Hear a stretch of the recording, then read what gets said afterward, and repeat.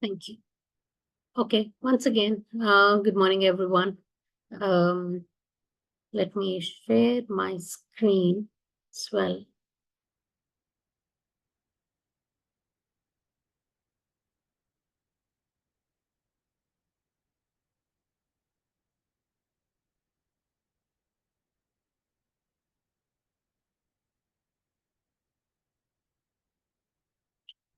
Okay, can somebody confirm if you can see my screen? Yeah, we can see. Okay, good. Yeah. So good morning, and my name is Susmitha Priyadarshini Nandipaka. It's a very long name, so I cut short it as NS Priyadarshini there. So if you see my name on screen here on Zoom as Susmitha, please don't get confused. Okay, so with that disclaimer, I would like to start with my topic today, which is coaching for resilience.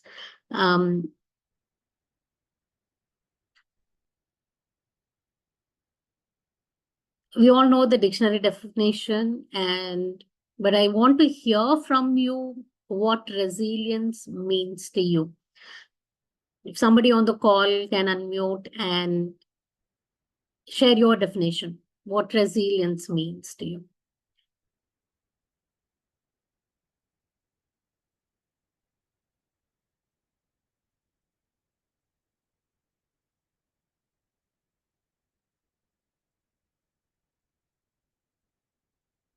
Priyadarshini, this is Anita here. Hi, Anita. Hi. So to me, I think resilience is just to keep at it, like crazily, like just keep at it. Thank you, Anita. Anyone else who want to go with this one? What it means to you? Bounce back. Bounce back.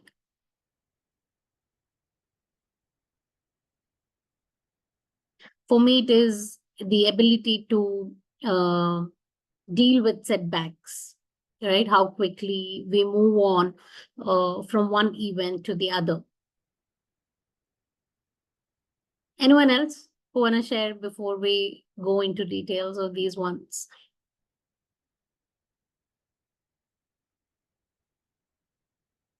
Because we are often hearing this word, right? One needs to be resilient. And this is one of the key skills that we also see, especially in the workplace, to promote someone into leadership roles or someone how an effective leader they are. So one of the core competencies or the skills that we see is resilience. So their ability to deal with the changes, the constant changes, and how effectively they can cope with, I don't want to use the word adversity at workplace, because adversity sometimes it can be both in life and at work as well. So there are many, it can be office politics, it can be office gossips, and having tough team members or having tough managers and things like that. So this is, that is why it is gaining a lot of importance, why one needs to be more resilient. So even on the personal front, all of us, the entire world, we have moved through pandemic, and we have, I think most of us have experienced the worst situations, right? Being losing our loved ones or losing our family job. For some businesses went down south. Even in workplace, we are seeing how we used to work, right? Now it is all remote, hybrid. And not only that, the business strategies are changing, the priorities are changing.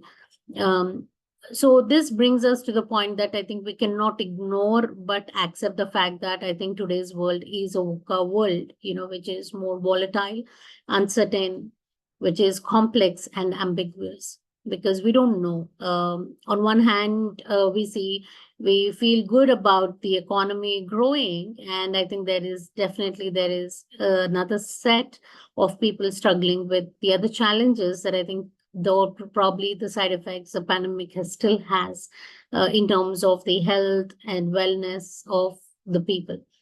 So there are many things, the geopolitical, health, spiritual, financial, there are different aspects where we are seeing an impact. And what makes it really important for us is how do we cope and what do we do to navigate through these situations in life. It's all about making a choice. Do I really want to feel stuck and be in the same state of emotion and carry the same thoughts, or what do I really want to do? And that is where today we are going to look at how we as coaches can work with our clients to help them navigate through these challenges. So in case any of you, if you want to stop me somewhere and if you have a point to pitch in, please feel free to do so. I don't want to, have it like a monologue. I would encourage active participation from each one of you. Are there any other reasons that you think it is important to be more resilient? Is there anything else that comes to your mind? Why one needs to be resilient? I think, Susmitha, I have a point here. So, I think there is no choice for you in terms of being resilient or not being resilient, because whatever one may do, life will have its ups and downs, and you will have situations in life which will be not comfortable. So it's not a skill which only people, when they are cornered, they need it. I think it's a life skill which you need to have to face the normal day to day. It will vary. A setback could be a small setback for a person who's playing game to have a bad game on a particular day, and that may be a setback for him temporarily. So it's not the degree of the setback also. It's sometimes the way life is.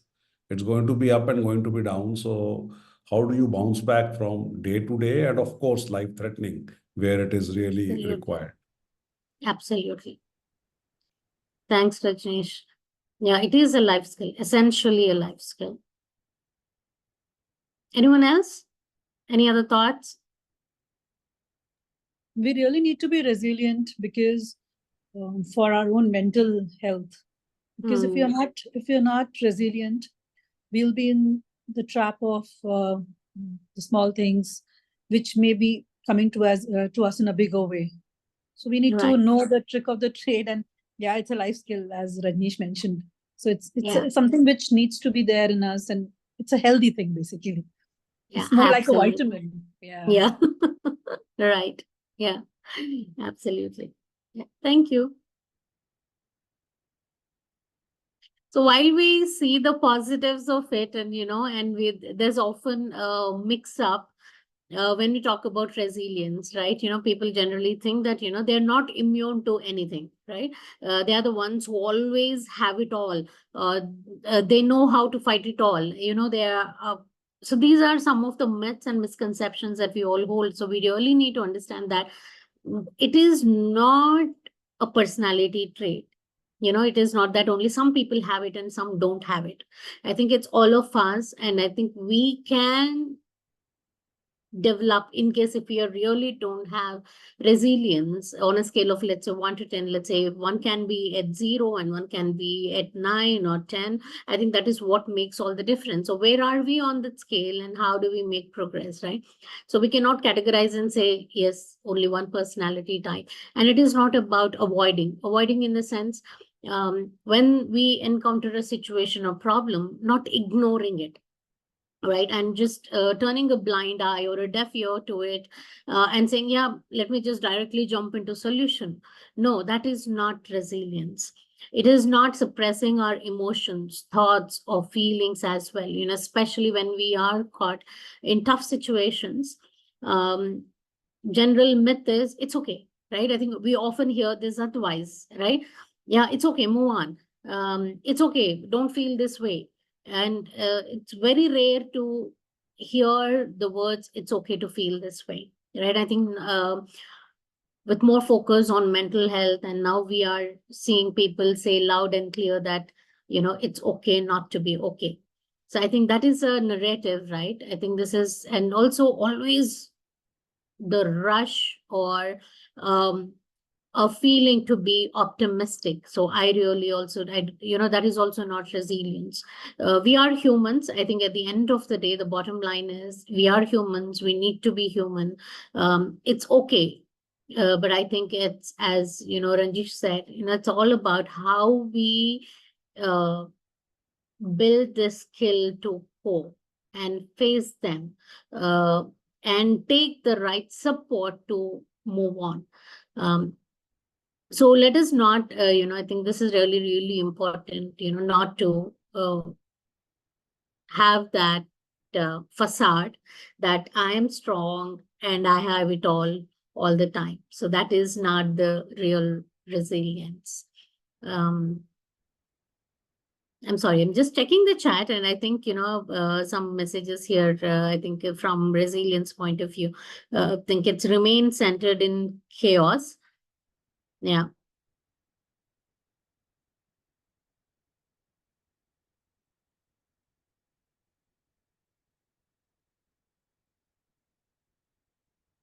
Yeah. Yeah. Now the main topic, right? Why we're looking at coaching. Why there are many other ways. There are therapies as well. I think CBT is one of the widely used for people who are really not able to cope with some situations, or dealing with trauma especially, and then deeper impact of stress and things like that. But we, at least right now, from a coaching point of view, what are some of the benefits, why someone should seek coaching to improve that skill, right? So one, as we all see it on the screen, right? I think, it's enhancing emotional intelligence, coping strategies, and fostering adaptability and flexibility.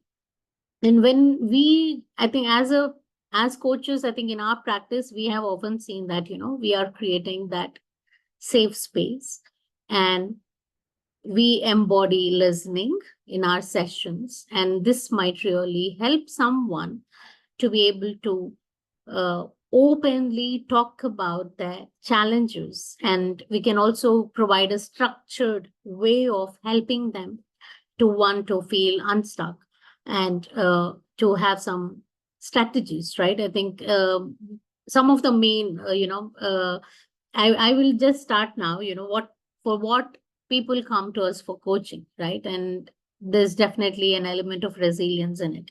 So one example that I can give is, I've been coaching a person and struggling with a micromanager. So a decision needs to be made, whether to continue working there or quit the job, right? So the person feels it's a toxic environment because of having a micromanager. So what are the challenges that the person is actually going through, and what can be the right step, right? So if we jump into a solution more advisory, yeah, it is easy, we can just say quit. But in the coaching sessions, we also realized, we have evaluated,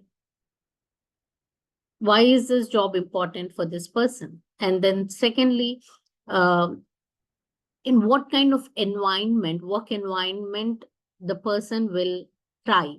So that is more of awareness, creating that awareness, where he realized that, yes, okay, this is the environment I need, and this is a level of autonomy that I need, where I will. And then we evaluated, what's exactly happened in his current situation today, what will support his growth in terms of what is happening today. And then he was able to come with a realization that, yeah, I think I need to change my perspective towards things, and then how this person can improve in terms of giving feedback and also having difficult conversations with the manager. Sometimes it is really not easy because there is always this fear element. If I go and say this feedback to my manager, is my job under threat?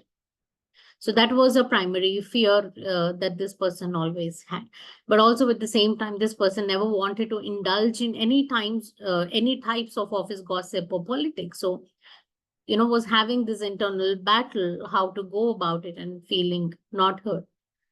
So when, after having that awareness of what kind of work environment in which this person can thrive and the level of autonomy and all of that.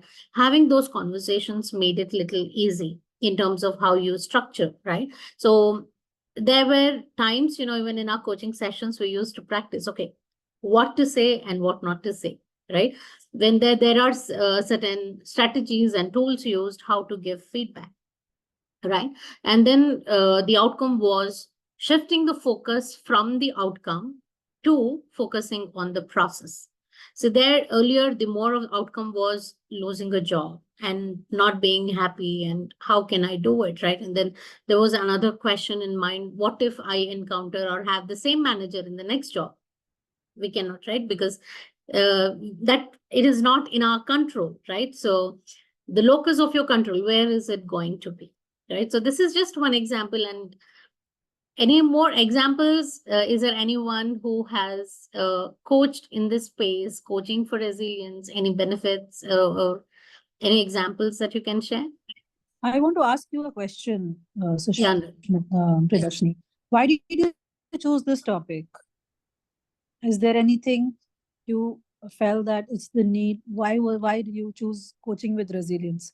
We coach others, but topic is why is. Okay. So I think that's a great question, Anuradha. For me personally, I've been navigating through a lot of changes, I think, since 2020, I would say. I think not even 2020, 2019. So one, my personal experience, how I have become resilient. And then secondly, even in the workplace, I'm in a leadership role, and we have also seen a lot of changes in the organization, right So close to from you in your heart. Yeah, exactly. From a company, we got divested. We had to separate from our parent company, deal with a lot of psychological insecurities in employees. And then secondly, establishing our own entity and growing that. It was really important. And then when we also have investors coming in, very different strategies, and every year there was a change in terms of focus, strategy, and we can imagine the chaos and confusion that one can go through, when there is so much of change. And parallelly, we are also dealing with post-pandemic, there were so many changes that are happening on the personal front as well. So there was a need personally for me, and I was also dealing with a lot of these clients who were coming with these kind of problems. And personally, as I said, I was also dealing with, and I also figured that out. This is also one of the strengths that I have, being resilient. So I thought I can also share my journey, what helped me, what didn't help me in this whole process as well.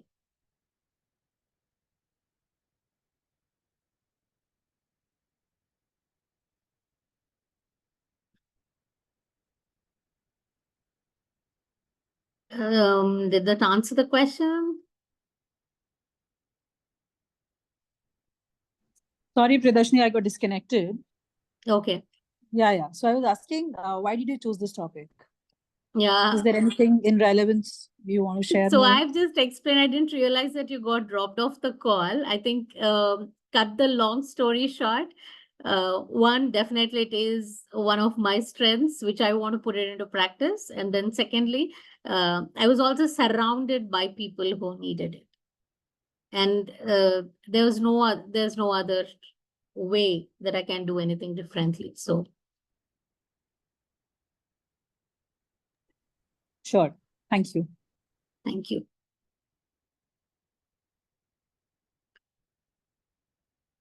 So moving on to what coaching frameworks we can use while coaching people on resilience, because resilience is more of a soft skill, not a technical skill.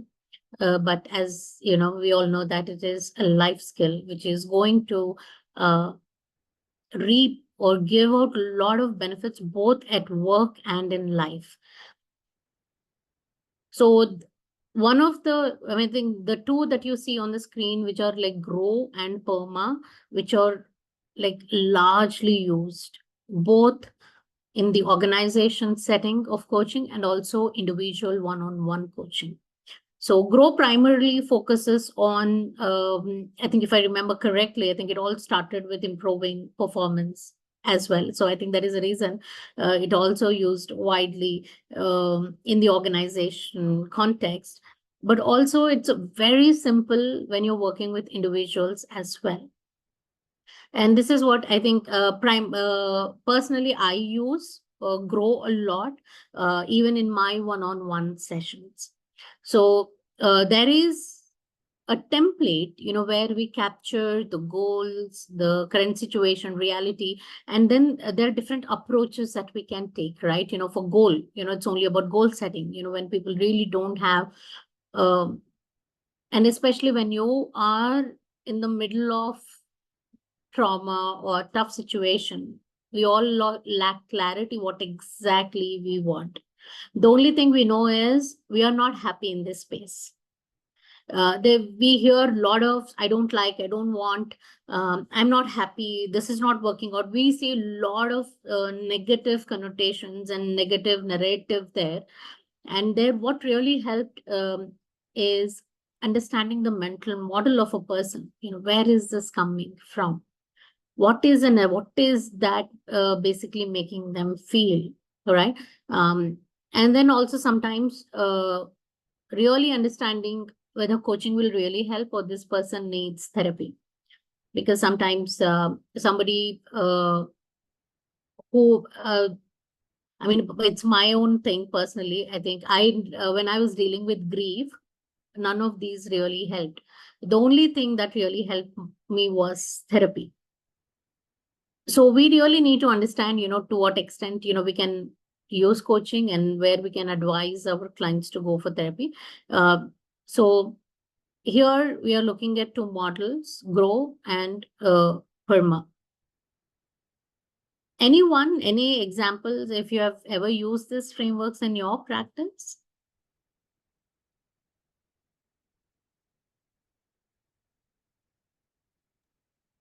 Not tried PERMA, Susmitha, but GROW, yeah, pretty regularly. Pretty okay.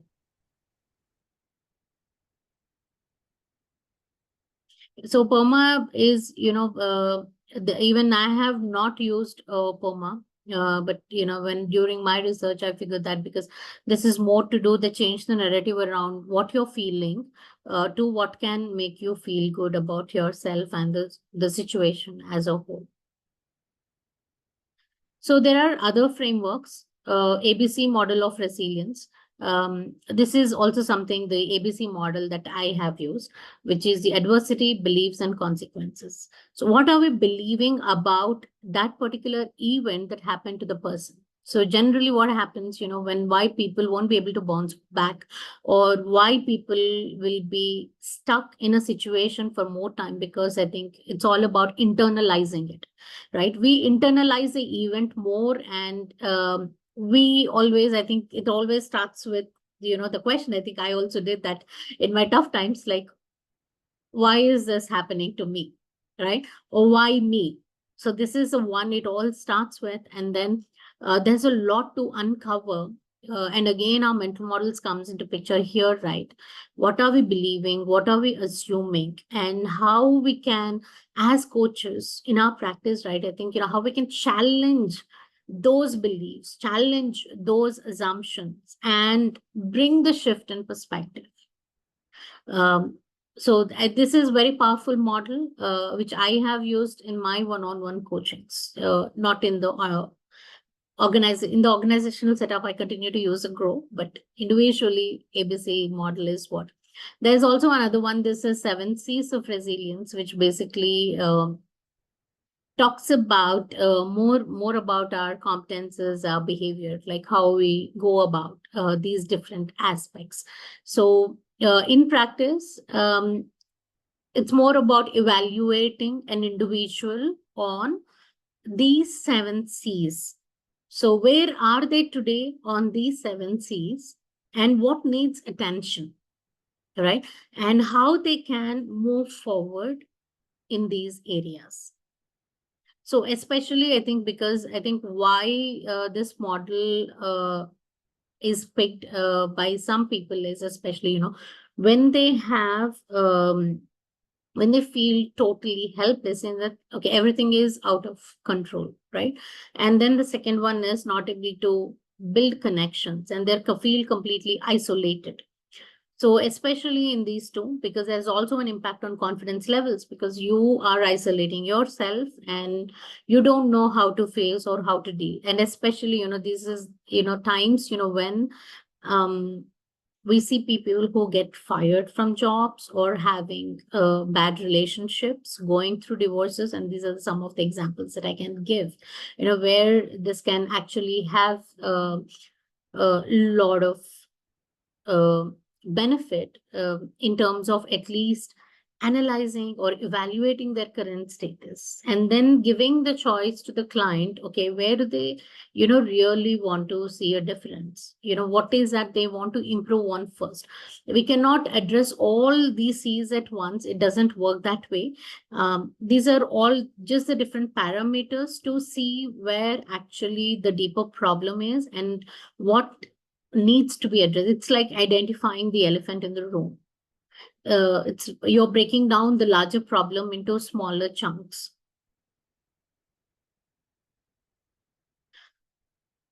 Okay. Any questions? Can I move on to the next slide?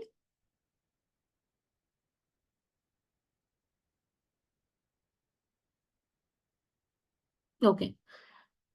So this is for coaching the young children.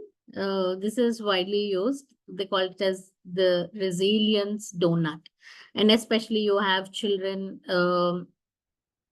and teenagers, young adults. And also, this is a framework which is built in the UK. How do we, again, this is segmenting, right? Segmenting the problem and focusing on, where the impact is. So there are assessment tools for this one. I have not personally used it, but at least during the research, when I was doing research on what tools are used, for, if you have to coach your young adults, this is because my daughter is into sports and who's getting trained into badminton, and she's full-time into sports. So there is this regular coaching, apart from the sports coaching, there is also this mental strength and all of this that I really need to do. And my son is into athletics. So for both children, there's a lot of effort that goes in terms of helping them to deal with the setbacks, the failures on a day-to-day basis. So this is what I've figured out. I've not used their assessment per se, but in terms of it really makes it easy to see, where is the impact. Okay. Yeah, I think it is really good to explore this further because there was some money involved in assessments and all, but I think this is some good framework, at least from a learning per se. But in case if there is anyone here who used this, I would welcome you to share your experiences. Or any other thing that you use to build resilience in children or young adults.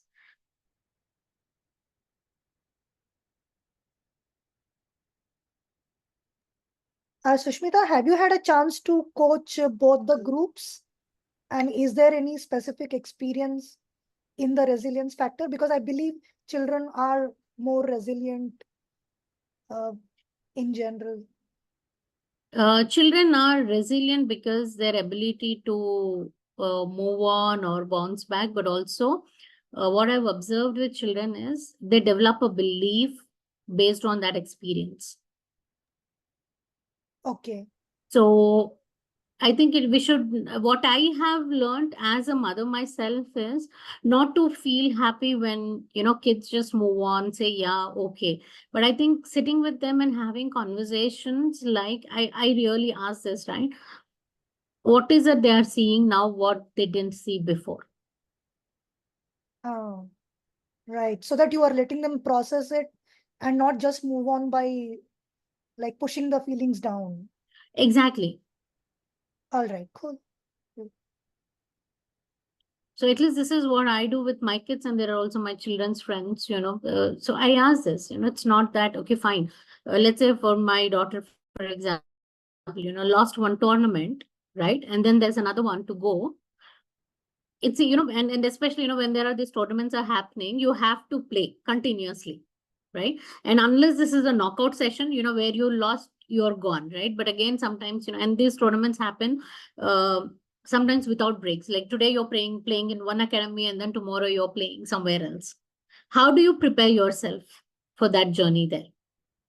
Saying that, yes, I lost it, yeah, I want to play next one, that alone will not help. Again, it goes back to what we have seen. What resilience is not is in terms of avoiding or always just wanting to be optimistic. We won't be able to address the real problem there. So asking questions like, okay, what have you learned? Okay, fine, we failed, it's okay, but what are we really learning from it? And what is that you don't want to repeat? And what do you think can be a best practice going forward? And where do they need help, right? Because we realized with my daughter, one of the things was she quits in her mind before quitting on the court. So if she starts to lose some points, she decides in her head that, yeah, I'm not going to win. So it's a belief, that comes. And we have seen that manifesting in most of the tournaments. And then I really had to sit with her. I was like, fine, you're moving on, but why is that you're not able to succeed, right? That sense of accomplishment or winning, why? And this is the main problem. And then going to the deeper problem and then addressing it, that helped. Now she is aware, she's not there yet, at least she's aware that, okay, I should not quit in my mind first. Yeah, it's okay, even if I don't get points, I will still give a fight, and I will fight till the end, not just losing it in haste.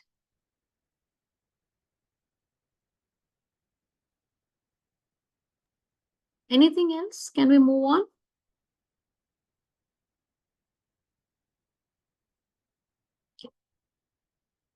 Yeah.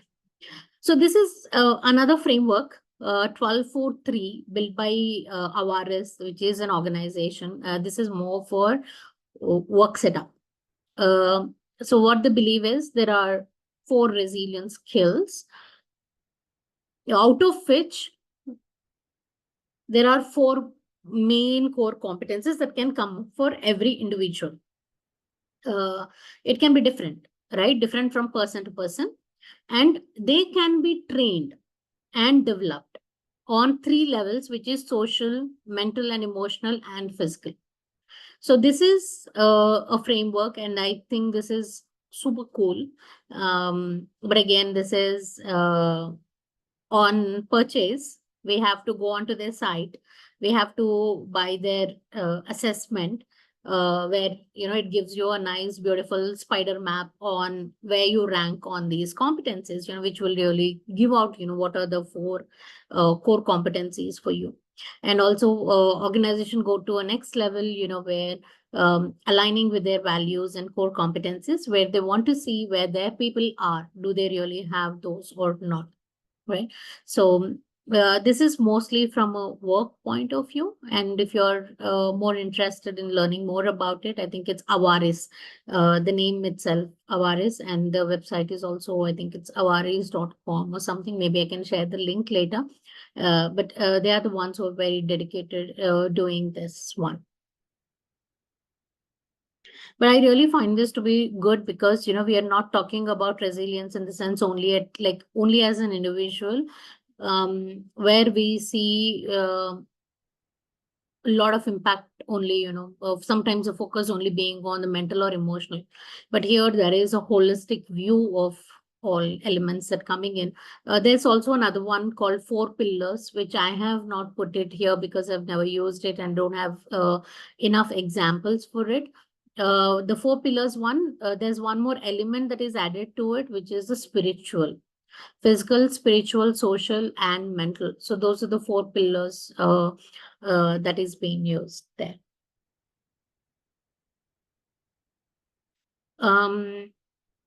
So this is again from coaching in the organizations, because how resilience can impact the culture of the company, because culture is nothing but the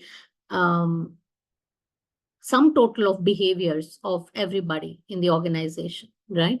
So how role modeling plays, how resilient leaders can actually help improve and have an open conversation with people, that also creates a safe environment. And then second is training and development, because we all know that resilience is a skill that can be developed by anyone. There's no shame if you're not resilient today, and there is no pride if you're really good at it. So this is something, where we really have to work with people and, help people to navigate through stress. And especially with working from home, that line is disappearing in terms of your work timing and your personal time, and it's blurred completely. So there is a lot more need for that. And then including supportive environment. So in companies, like even in my organization, though I'm a coach myself, we invite third-party coaches to get involved and support people when they need. We also signed up with an organization called Open Up. They have it's a software, it's a third-party tool where people are encouraged to have these open conversations. So they can actually go book a session and have an unbiased, right? Because they know that, if they can talk to a third party, they can always open up. When you're talking to your manager or internal people, there's always this fear element that, is it going to be confidential, or how are they going to perceive me, and all of that. So that's one of the environment that we have created for our people Which tool is globally. this? Which Open tool is Up. this? Open Up. Okay. Open Up. You just search for Open Up. Open Up is one word. Okay. Mm-hmm. Okay. Yeah. Yeah. It's a web portal. All right. So where people can actually book their sessions, and there are also a lot of webinars. You can also do your self-assessment in terms of your stress. Where are you on your stress? And you can also practice your mindful sessions there. So there's a lot Is of it for resources. some fee? You have to pay? Yeah, it is fees. Yes, it's, we pay per user. Okay. Yeah, and it's very confidential. Even when they give us reports, they tell us, they won't reveal the names to us, but they tell us, okay, how many people have signed up for one-on-one sessions, or how many people have signed up for webinars, or how many people are looking at their courses on the site. So that at least that's the data we get, and we know whether people are really using it or not. And we have seen a positive adoption till date.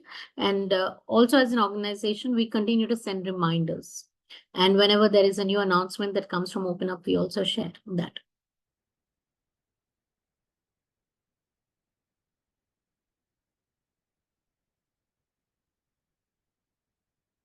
So moving on, we as coaches, right, we have seen different frameworks. There are different ways to deal with it. There are different scenarios, different problems. But I think for us, to simplify, right, what exactly we need to remember, we need to do, and how we can. I think this is what also helps us to choose the right framework for that particular situation. So I fondly call it as the triple R. So yeah, definitely after the movie. But also based on when I was looking at my own practice and various other things, these three really stood out for me.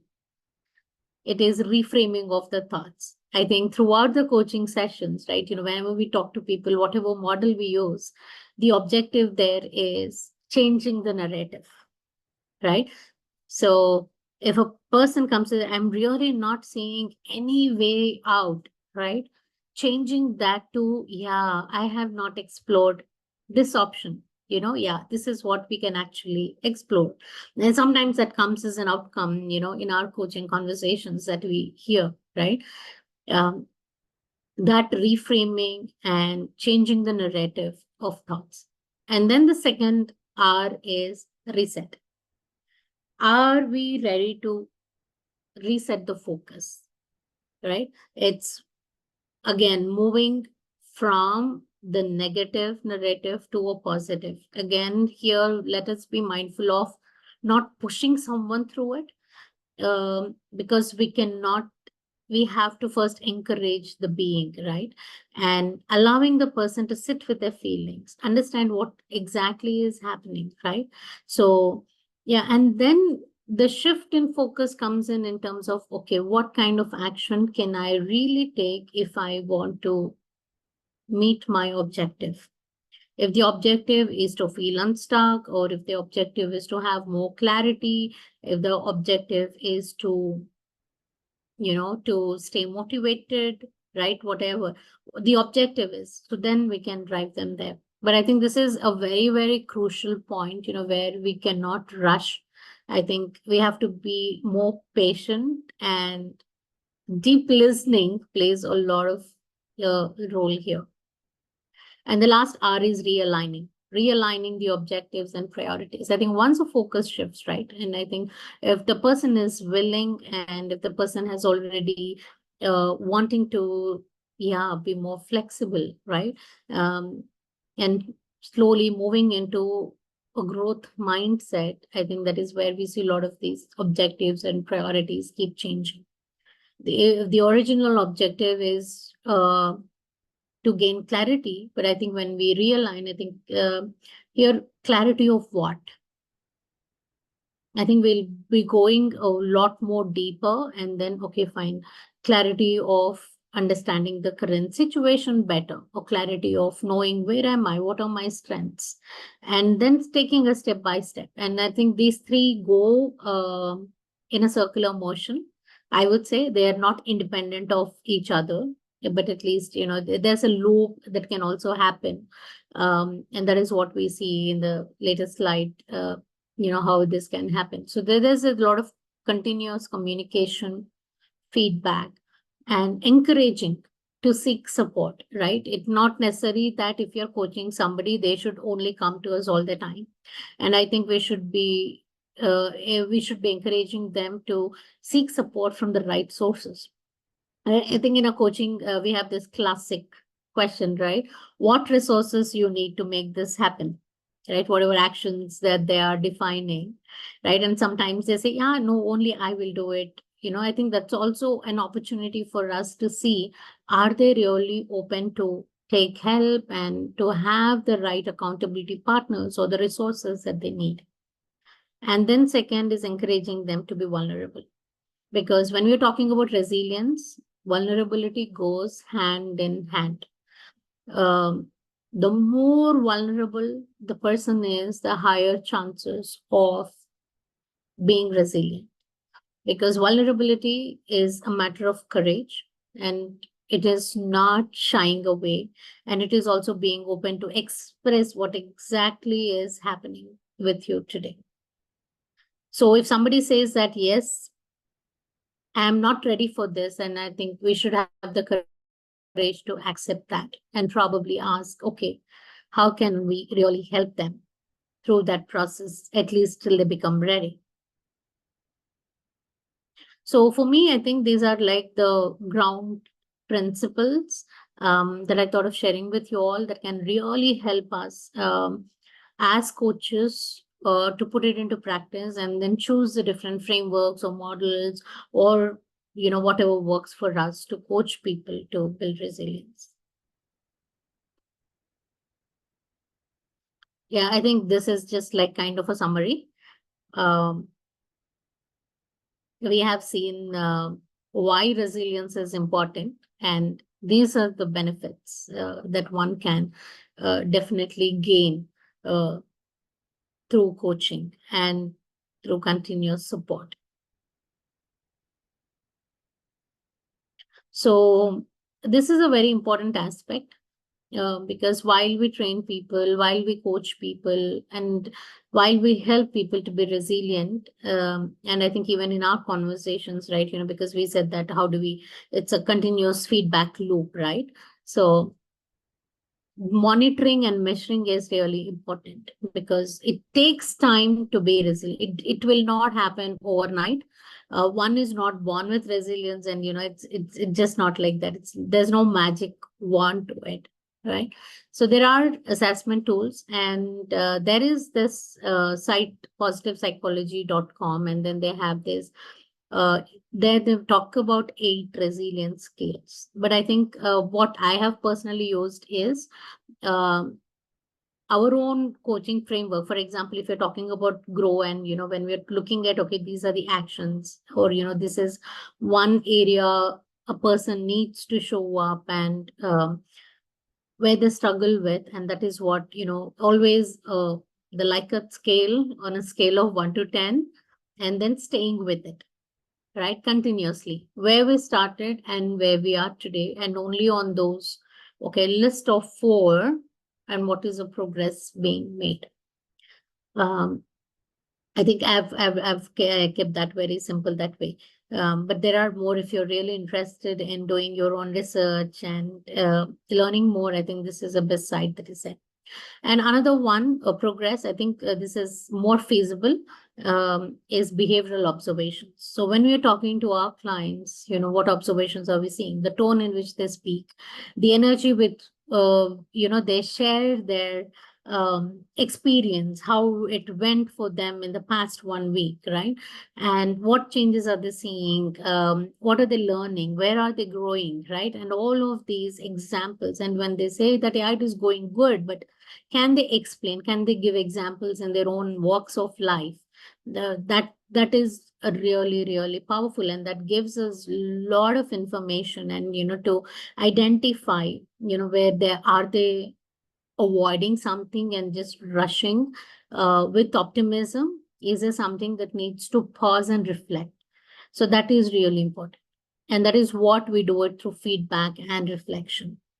Right? What worked? What did not work? What challenges did they face? And what is that, we could have done differently, right? So there, by doing this, there is this whole partnership that goes on beautiful with the client, and we can continue to monitor. It's not just doing a session for once and leaving it there, right? And if you have, like, if you're engaging with someone, what I've seen is, I think at least a 12-week engagement that had given some results.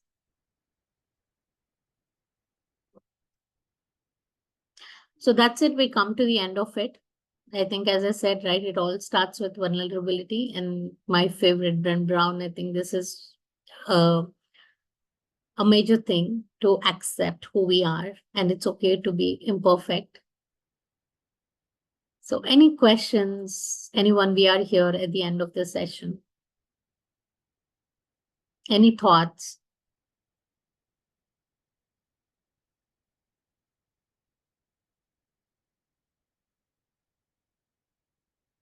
Ranjesh dropped out, and thank you so much, Anuradha and Rajneesh. So I'll stop sharing the slides. Yeah. Anyone else? Is there anything that you would like to share?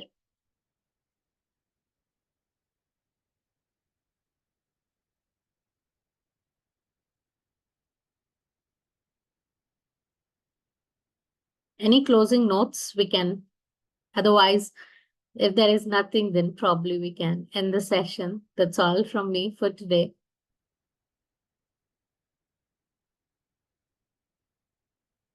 Are we good to close? Okay. Yeah.